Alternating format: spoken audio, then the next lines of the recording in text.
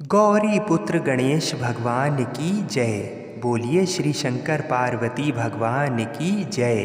बोलिए श्री जगत जननी माँ जगदम्बा की जय। मित्रों, आज शारदीय नवरात्रि का पहला दिन है और आज के दिन नवरात्रि व्रत की पावन व्रत कथा को सुनने से मनुष्यों के सभी संकट कट जाते हैं और मनोकामनाओं की पूर्ति होती है। तो आज मैं आपको सुना रहा हूँ नवरात्रि व्रत की बड़ी ही दुर्लभ कथा। आज के दिन नवरात्रि व्रत की कथा और प्रथम माँ शैलपुत्री की कथा को सुनने से मनुष्यों की सभी मनोकामनाएं पूर्ण हो जाती हैं। तो आप लोग बड़ी ही श्रद्धा और प्रसन्न चित मन से इन कथाओं को पूरा अवश्य सुनिएगा। नवरात्रि व्रत कथा के अनुसार एक समय बृहस्पति जी ने ब्रह्मा जी के समक्ष चैत्र व अश्विन मास के शुक्ल पक्ष में पड़ने वाले नवरात्र का महत्व जानने की इच्छा जताई। इन्होंने कहा, इस व्रत का क्या फल है, इसे किस प्रकार किया जाता है, सबसे पहले इस व्रत को किसने किया था, ये सब विस्तार से कहिए। बृहस्पति जी के प्रश्नों का जवाब देते हुए ब्रह्मा जी ने कहा, हे बृहस्पति, प्राणियों के हित की इच्छा से तुमने बहुत अच्छा प्रश्न किया है। जो इंसान मनोरथ पूर्ण करने वाली माँ दुर्गा, महादेव, सूर्य और नारायण का ध्यान करता है वे धन्य हैं। ये नवरात्र व्रत संपूर्ण मनोकामनाओं को पूर्ण करने वाला है। इस व्रत को करने से पुत्र सुख, धन, विद्या और सुख मिलता है। इस व्रत को करने से रोग दूर हो जाते हैं, घर में समृद्धि की वृद्धि होती है, बंध्या को पुत्र प्राप्त होता है, समस्त पापों से छुटकारा मिल जाता है। जो मनुष्य इस नवरात्र व्रत को नहीं करता वह अनेक दुखों को भोगता है।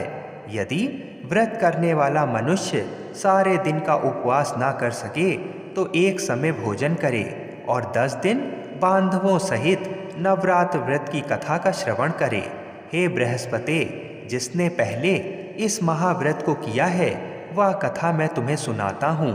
ब्रह्मा जी बोले, प्राचीन काल में मनोहर नगर में पीठत नाम का एक अनाथ ब्राह्मण रहता था। वह माँ दुर्गा का बहुत बड़ा भक्त था। उसे संपूर्ण सद्गुणों से युक्त सुमति नाम की एक अत्यंत सुंदर कन्या उत्पन्न हुई।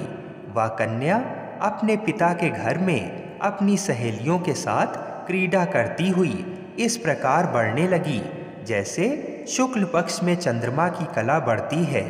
उसके पिता प्रतिदिन जब दुर्गा जी की पूजा करके होम किया करते थे वह उस समय नियम से वहाँ उपस्थित रहती। एक दिन सुमति भगवती के पूजन में उपस्थित नहीं हुई। उसके पिता को पुत्री की ऐसी असावधानी देखकर क्रोध आया और वह पुत्री से कहने लगा, अरे दुष्ट पुत्री, आज तूने भगवती का पूजन नहीं किया। इस कारण मैं किसी कुष्ठ रोगी या दरिद्र मनुष्य के साथ तेरा विवाह करूंगा। पिता की बात सुनकर सुमिति को बड़ा दुख हुआ और पिता से कहने लगी, हे पिता, मैं आपकी कन्या हूँ तथा सब तरह आपके अधीन हूँ। जैसी आपकी इच्छा हो वैसा ही करो। चाहे राजा से, चाहे कुष्ठ से, चाहे दरिद्र से, जिसके साथ चाहो मेरा विवाह करना चाहो कर दो, पर होगा वही जो मेरे भाग्य में लिखा है। क्योंकि कर्म करना मनुष्य के अधीन है पर फल देना ईश्वर के अधीन है। कन्या के निर्भयता से कहे हुए वचन सुन उस ब्राह्मण ने क्रोधित हो अपनी कन्या का विवाह एक कुष्ठ रोगी के साथ कर दिया और अत्यंत क्रोधित हो पुत्री से कहने लगा, हे पुत्री, अपने कर्म का फल भोगो, देखें भाग्य के भरोसे रहकर क्या करती हो। पिता के ऐसे कटु वचनों को सुन सुमति मन में विचार करने लगी, अहो, मेरा बड़ा दुर्भाग्य है जिससे मुझे ऐसा पति मिला। इस तरह अपने दुख का विचार करती हुई वह कन्या अपने पति के साथ वन में चली गई और डरावने कुशायुक्त उस निर्जन वन में उन्होंने वह रात बड़े कष्ट से व्यतीत की। उस गरीब बालिका की ऐसी दशा देख देवी भगवती ने पूर्व पुण्य के प्रभाव से प्रकट हो सुमति से कहा, हे दीन ब्राह्मणी, मैं तुझसे प्रसन्न हूँ, तुम जो चाहो सो वरदान मांग सकती हो। भगवती दुर्गा का ये वचन सुन ब्राह्मणी ने कहा, आप कौन हैं? वह सब मुझसे कहो। ब्राह्मणी का ऐसा वचन सुन देवी ने कहा कि मैं आदि शक्ति भगवती हूँ और मैं ही ब्रह्म विद्या व सरस्वती हूँ। प्रसन्न होने पर मैं प्राणियों का दुख दूर कर उनको सुख प्रदान करती हूँ। हे ब्राह्मणी, मैं तुझ पर तेरे पूर्व जन्म के पुण्य के प्रभाव से प्रसन्न हूँ। तुम्हारे पूर्व जन्म का वृतांत सुनाती हूँ, उसे ध्यान पूर्वक सुनो। तू पूर्व जन्म में निषाद की स्त्री थी और अति पतिव्रता थी। एक दिन तेरे पति निषाद ने चोरी की। चोरी करने के कारण तुम दोनों को सिपाहियों ने पकड़ लिया और जेल खाने में कैद कर दिया। उन लोगों ने तुझको और तेरे पति को भोजन भी नहीं दिया। इस प्रकार नवरात्र के दिनों में तुमने ना तो कुछ खाया और ना ही जल पिया। इस प्रकार 9 दिन तक नवरात्र का व्रत हो गया। हे ब्राह्मणी, उन दिनों में जो व्रत हुआ, इस व्रत के प्रभाव से प्रसन्न होकर मैं तुझे मनोवांछित वर देती हूँ। तुम्हारी जो इच्छा हो सो मांग लो। इस प्रकार दुर्गा के वचन सुन ब्राह्मणी बोली, अगर आप मुझ पर प्रसन्न हैं तो हे दुर्गे, मैं आपको प्रणाम करती हूँ। कृपा करके मेरे पति का कोढ़ का रोग दूर कर दो। देवी ने कहा, उन दिनों तुमने जो व्रत किया था, उस व्रत का एक दिन का पुण्य पति का कोढ़ दूर करने के लिए अर्पित करो। उस पुण्य के प्रभाव से तेरा पति ठीक हो जाएगा। इस प्रकार देवी के वचन सुन वह ब्राह्मणी प्रसन्न हुई और पति को निरोग करने की इच्छा से जब उसने तथास्तु ऐसा वचन कहा, तब उसके पति का शरीर भगवती दुर्गा की कृपा से कुष्ठ रोग से रहित हो गया। वह ब्राह्मणी पति को देख देवी की स्तुति करने लगी। हे दुर्गे, आप दुर्गति को दूर करने वाली, तीनों लोकों का संताप हरने वाली, समस्त दुखों को दूर करने वाली, रोगी मनुष्य को निरोग करने वाली, प्रसन्न हो मनोवांछित वर देने वाली और दुष्टों का नाश करने वाली जगत की माता हो। हे अम्बे, मुझ निरपराध अबला को मेरे पिता ने कुष्ठ मनुष्य के साथ विवाह कर घर से निकाल दिया। पिता से तिरस्कृत निर्जन वन में विचर रही हूँ। आपने मेरा इस विपदा से उद्धार किया है। हे देवी, आपको प्रणाम करती हूँ, मेरी रक्षा करो। उस ब्राह्मणी की ऐसी स्तुति सुन देवी बहुत प्रसन्न हुई और ब्राह्मणी से कहा, हे ब्राह्मणी, तेरा उदालय नामक अति बुद्धिमान, धनवान, कीर्तिवान पुत्र शीघ्र उत्पन्न होगा। ऐसा वर देकर देवी ने ब्राह्मणी से फिर कहा कि और कुछ जो तेरी इच्छा है वह मांग ले। सुमति ने कहा, हे भगवती दुर्गे, अगर आप मुझ पर प्रसन्न हैं तो कृपा मुझे नवरात्र व्रत की विधि का विस्तार से वर्णन करें। ब्राह्मणी के वचन सुन माँ दुर्गा ने कहा, हे ब्राह्मणी, मैं तुम्हें संपूर्ण पापों को दूर करने वाले नवरात्र व्रत की विधि बतलाती हूँ।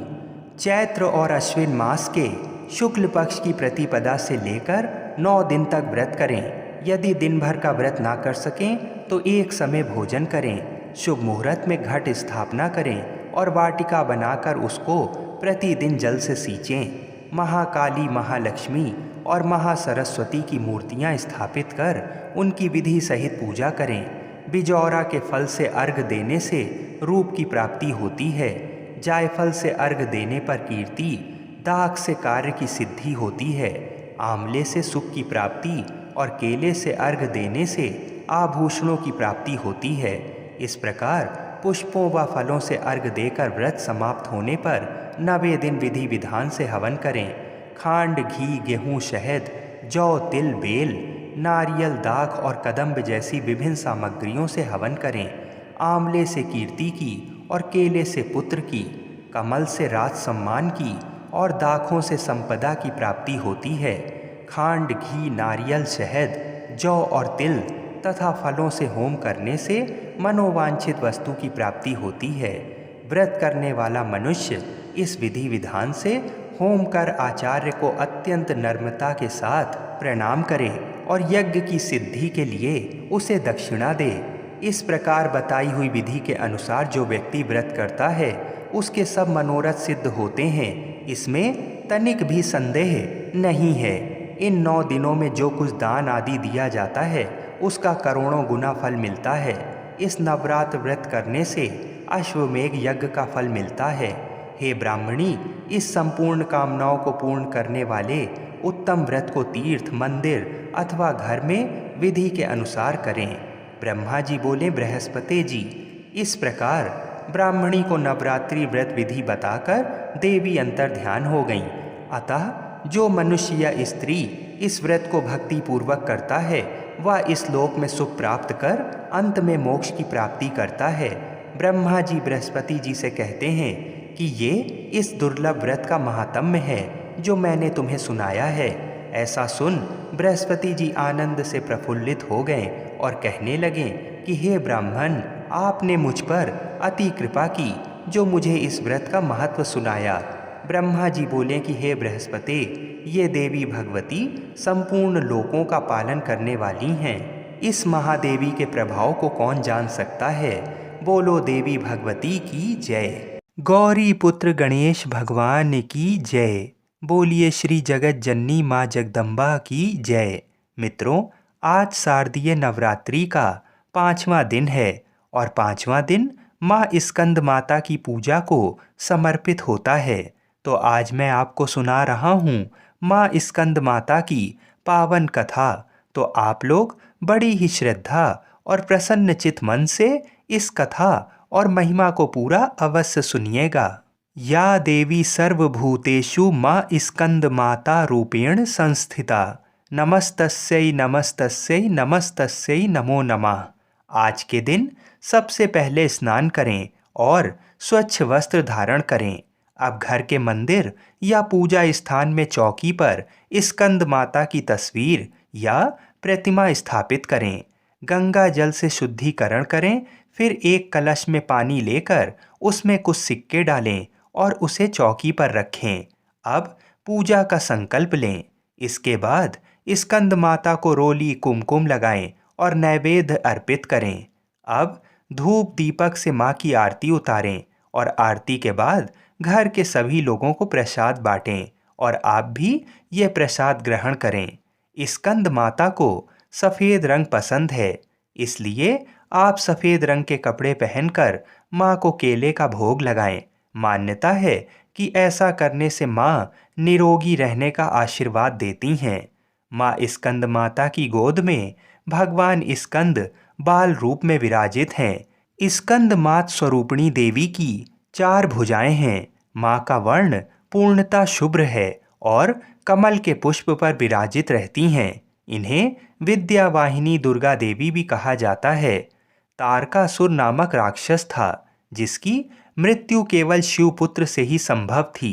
तब माँ पार्वती ने अपने पुत्र कार्तिकेय जी को युद्ध के लिए प्रशिक्षित करने हेतु स्कंद माता का रूप लिया और उन्होंने भगवान स्कंद को युद्ध के लिए प्रशिक्षित किया था। स्कंद माता से युद्ध प्रशिक्षण लेने के पश्चात भगवान स्कंद ने तारकासुर का वध किया था। स्कंद भगवान कार्तिकेय जी का दूसरा नाम है। कार्तिकेय को देवताओं का कुमार सेनापति भी कहा जाता है। कार्तिकेय को पुराणों में सनत कुमार, स्कंद कुमार आदि नामों से भी जाना जाता है। माँ अपने इस रूप में शेर पर सवार होकर अत्याचारी दानवों का संहार करती हैं।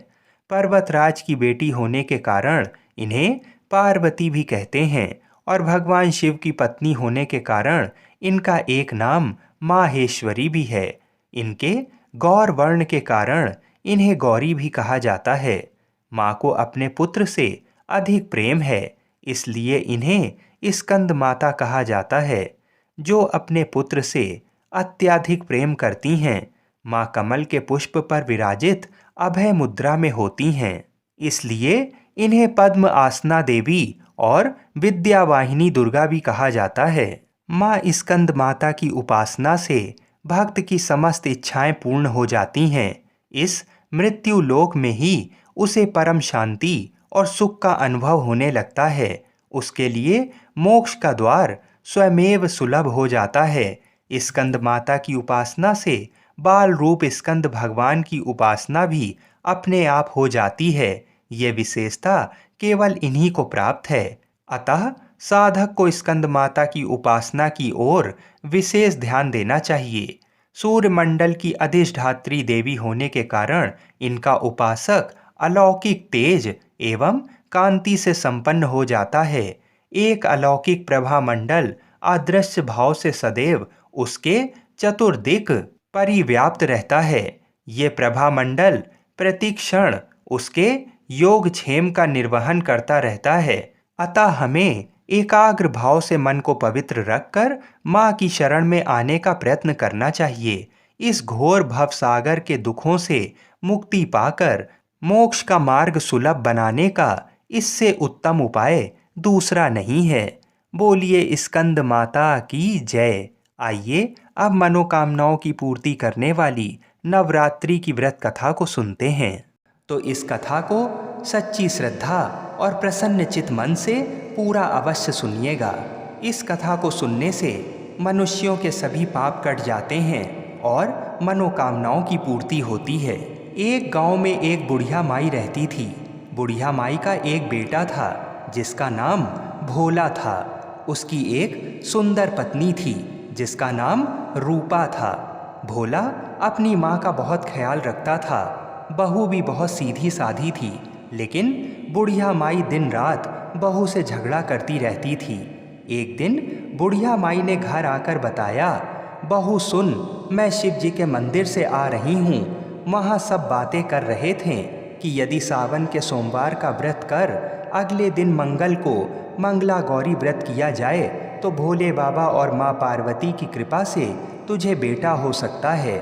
तब रूपा ने कहा, लेकिन माँ जी, मैं तो केवल सोमवार का व्रत करती हूँ। ठीक है, अब आप कह रही हैं तो इस बार मैं दोनों व्रत करूँगी। बुढ़िया माई केवल उसे परेशान और भूखा रखने के लिए ये सब कह रही थी। उसने आगे कहा, अरे ऐसे व्रत नहीं करना है। दोनों दिन कुएं से 7 घड़े पानी शिवलिंग पर चढ़ाना है। रूपा ये सुनकर परेशान हो गई और उसने कहा, माँ जी, मैंने तो ये सब करते किसी को नहीं देखा है। ये सुनकर बुढ़िया माई को क्रोध आ गया। उसने कहा, मैं क्या झूठ बोल रही हूँ, ये केवल संतान प्राप्ति का उपाय है जो तुझे करना ही पड़ेगा। ये सुनकर रूपा चुप हो जाती है। कुछ दिन बाद सावन शुरू हो जाता है। रूपा ने पहले सोमवार को सुबह पूजा पाठ कर व्रत शुरू किया और 7 घड़े पानी कुएं से भरकर शिव जी पर चढ़ा दिया। कुआं मंदिर से काफ़ी दूर था, इसलिए उसे काफ़ी समय लग गया। ये सब करने में शाम हो गई। जब रूपा वापस आई तो देखा भोला बहुत गुस्से में घर के बाहर बैठा है। रूपा के पूछने पर उसने गुस्से में कहा, कहाँ चली गई थी? इतनी देर लगती है जल चढ़ाने में? घर में मेरी माँ भूखी बैठी है और तू घूम घूम कर पूरा गांव देख रही है। ये कहकर भोला ने उसे मारा। रूपा मार खाकर बिना कुछ खाए सो गई। अगले दिन उसकी सास ने कहा, बहू, आज फिर से तुझे जल चढ़ाना है। ये सुनकर रूपा ने कहा, माँ जी, कल से मैंने कुछ खाया नहीं है और इनकी मार से मेरा पूरा शरीर दुख रहा है। आज मैं कलश कैसे उठा पाऊंगी? ये सुनकर बुढ़िया माई ने कहा, कुछ भी कर, लेकिन ये तो तुझे करना ही पड़ेगा। रूपा पूजा करने के लिए मंदिर में चली गई और पूजा करने के बाद वह कुएं पर आई। बड़ी मुश्किल से उसने पहला कलश भरा और चल दी, लेकिन कुछ दूर चलने पर वह गिर पड़ी और उसका मटका भी टूट गया। रूपा एक पेड़ के नीचे बैठकर रोने लगी। तभी वहाँ एक साध्वी आई और उसने कहा, बेटी क्यों रो रही हो? रूपा ने रोते हुए सारी बात बता दी। उसकी बात सुनकर साध्वी ने कहा, बेटी, तू एक काम कर, एक लोटा जल ले आ और उसमें से 7 बार थोड़ा थोड़ा जल शिवलिंग पर चढ़ा देना और घर जाकर अपनी सास से कहना, मैंने जल चढ़ा दिया। रूपा ने कहा, लेकिन ये तो झूठ होगा और मेरा मटका भी टूट गया है। तब साध्वी ने कहा, ये ले लोटा, इसमें जल भरकर चढ़ा दे और इसे घर ले जाना, लेकिन छिपा कर रख देना। रूपा ने बिल्कुल ऐसा ही किया। दोपहर को वह घर पहुंच गई। बुढ़िया माई के पूछने पर उसने वही बता दिया जो साध्वी ने बताया था। शाम को माँ मंगला की पूजा कर उपवास पूरा किया इसी तरह 2 मंगला गौरी व्रत पूरे हो गए। लेकिन जब तीसरे व्रत की बारी आई तो बुढ़िया माई चुपचाप रूपा के पीछे गई। उसने सब कुछ देख लिया। बुढ़िया माई ने घर आकर अपने बेटे को सब बता दिया। भोला ने फिर रूपा को मारने के लिए जैसे ही हाथ उठाया, माँ पार्वती प्रकट हो गईं और उन्होंने कहा, रुक जा भोला। ये सुनकर भोला रुक गया। बुढ़िया माई माँ पार्वती के पैरों में गिर गई। भोला भी माँ से माफ़ी मांगने लगा। माँ पार्वती ने कहा, माफ़ी मांगनी है तो इससे मांग जो तेरे और तेरी माँ के जुल्म सहकर भी पत्नी धर्म निभा रही है। भोला ने रूपा से माफ़ी मांगी। बुढ़िया माई ने कहा, बेटी मुझे माफ़ कर दे, तुझे परेशान करने के चक्कर में मैंने ये सब कहा था। रूपा ने कहा, माँ इस संसार से मेरा मन भर गया है, आप मुझे अपने साथ ले चलिए। पार्वती जी ने कहा, ठीक है, आज से तू मेरी कृपा से जंगल में एक आश्रम बनाकर भक्ति करेगी, लेकिन इन दोनों को सजा मिलेगी। रूपा ने कहा, माँ इन दोनों को माफ़ कर दीजिए।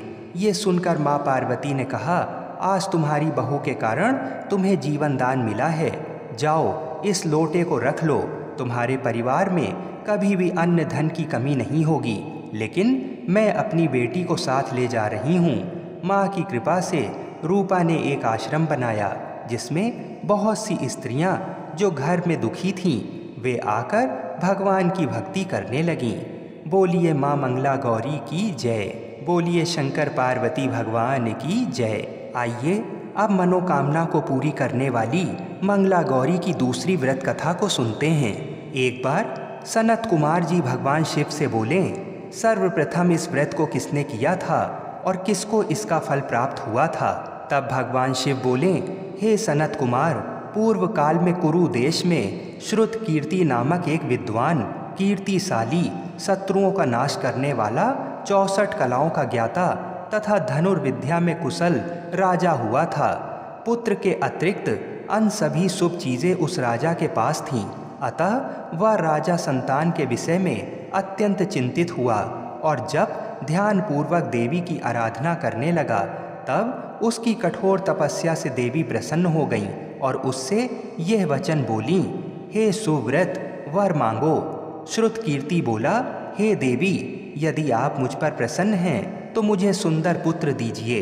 हे देवी, आपकी कृपा से अन्य किसी भी वस्तु का अभाव नहीं है। उसका ये वचन सुनकर पवित्र मुस्कान वाली देवी ने कहा, हे राजन, तुमने अत्यंत दुर्लभ वर मांगा है, फिर भी कृपावश मैं तुम्हें अवश्य दूंगी। किंतु हे राजेंद्र सुनिए, यदि परम गुणी पुत्र चाहते हो तो वह केवल 16 वर्ष तक जीवित रहेगा, और यदि रूप तथा विद्या से विहीन पुत्र चाहते हो तो दीर्घजीवी होगा। देवी का ये वचन सुनकर राजा चिंतित हो उठा और पुनः अपनी पत्नी से परामर्श करके उसने गुणवान तथा सभी शुभ लक्षणों से संपन्न 16 वर्ष की आयु वाला पुत्र मांगा। तब देवी ने भक्ति संपन्न राजा से कहा, हे राजा, मेरे मंदिर के द्वार पर आम का वृक्ष है, उसका एक फल लाकर मेरी आज्ञा से अपनी पत्नी को उसे खिला देना, जिससे वह शीघ्र ही गर्भ धारण करेगी, इसमें संदेह नहीं है। प्रसन्न होकर राजा ने वैसा ही किया और उसकी पत्नी ने गर्भ धारण कर लिया। 10वें महीने में उसने देवतुल्य सुंदर पुत्र को जन्म दिया। तब हर्ष तथा शोक से युक्त राजा ने बालक का जात कर्म आदि संस्कार किया और शिव जी का स्मरण करते हुए उसका नाम चिरायु रखा।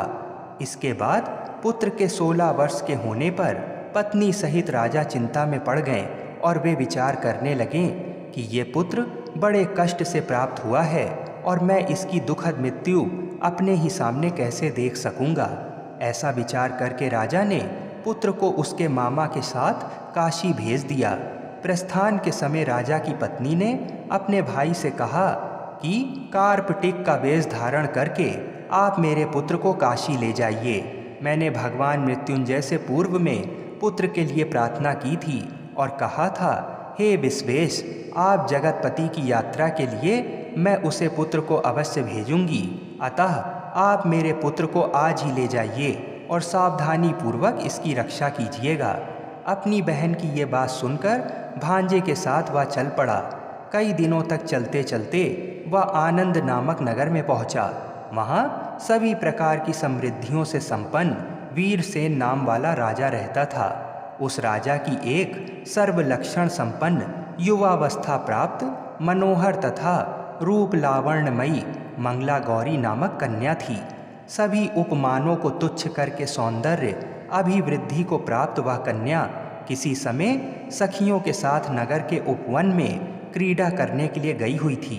उसी समय वह चिरायु तथा उसका मामा वे दोनों भी वहां पहुंच गए और उन कन्याओं को देखने की लालसा से वहीं विश्राम करने लगे। इसी बीच विनोद पूर्वक क्रीड़ा करती हुई उन कन्याओं में से किसी एक ने कुपित होकर राजकुमारी को अपशब्द कह दिया। तब उस अशुभ वचन को सुनकर राजकुमारी ने कहा, तुम अनुचित बात क्यों बोल रही हो? मेरे कुल में तो इस प्रकार की कोई भी नहीं है। मंगला गौरी की कृपा से वह यदि अल्प आयु वाला होगा तो भी चिरंजीवी हो जाएगा। इसके बाद वह सभी कन्याएं अपने अपने घर चली गईं। उसी दिन राजकुमारी का विवाह था। बाहलीक देश के दृढ़धर्मा नामक राजा के सुकेतु नाम वाले पुत्र के साथ उसका विवाह निश्चित किया गया। वह सुकेतु विद्याहीन, कुरूप तथा बहरा था। तब सुकेतु के साथ आए हुए उन लोगों ने विचार किया कि इस समय कोई दूसरा श्रेष्ठ वर ले जाना चाहिए और विवाह संपन्न हो जाने के बाद वहाँ सुकेतु पहुँच गया। उन लोगों ने चिरायु के मामा के पास जाकर याचना की कि आप इस बालक को हमें दे दीजिए जिससे हमारा कार्य सिद्ध हो जाए। ये सुनकर चिरायु के मामा बहुत प्रसन्न हुए, क्योंकि इसने उपवन में पहले ही कन्या मंगला गौरी की बात सुन ली थी। फिर भी उसने एक बार कहा कि आप लोग इसे किस लिए मांग रहे हैं? आप लोगों का सम्मान रखने के लिए मैं इसे दे रहा हूँ। इसके बाद चिरायु को वहाँ ले जाकर उन लोगों ने विवाह संपन्न कराया। शिव पार्वती की प्रतिमा के समक्ष उस चिरायु ने हर्ष युक्त होकर मंगला गौरी के साथ शयन किया। उसी दिन चिरायु के 16 वर्ष पूर्ण हो चुके थे और अर्धरात्रि में साक्षात काल सर्प रूप में वहां आ गया। इसी बीच संयोगवश राजकुमारी जाग गई। उसने उस महासर्प को वहां देखा और वह भय से व्याकुल होकर कांपने लगी। तभी उस कन्या ने धैर्य धारण कर 16 उपचारों से सर्प की पूजा की और पीने के लिए उसे दूध दिया। उसने दीनता भरी वाणी में उस सर्प की प्रार्थना तथा स्तुति की। मंगला गौरी प्रार्थना करने लगी कि मैं उत्तम व्रत को करूंगी जिससे मेरे पति जीवित रहें। ये जिस तरह से चिरकाल तक जीवित रहें आप वैसा कीजिए। इतनी देर में सुकेतु के घर वाले आ गए। तब मंगला गौरी ने उससे विवाह करने के लिए इनकार कर दिया, क्योंकि वो मनी मन चिरायु को अपना पति मान चुकी थी। इस प्रकार उसका वचन सुनकर सभी ठीक है कहने लगे, किंतु जब एक भी बात ना मिली तब सभी ने सुकेतु को उसका पति होने से निषिद्ध कर दिया और वर पक्ष वाले जिस तरह से आए थे उसी तरह से चले गए। उसके बाद अपने वंश को बढ़ाने वाले महान यश से संपन्न तथा परम मनस्वी मंगला गौरी के पिता ने अन्न पान आदि का सत्र चलाया।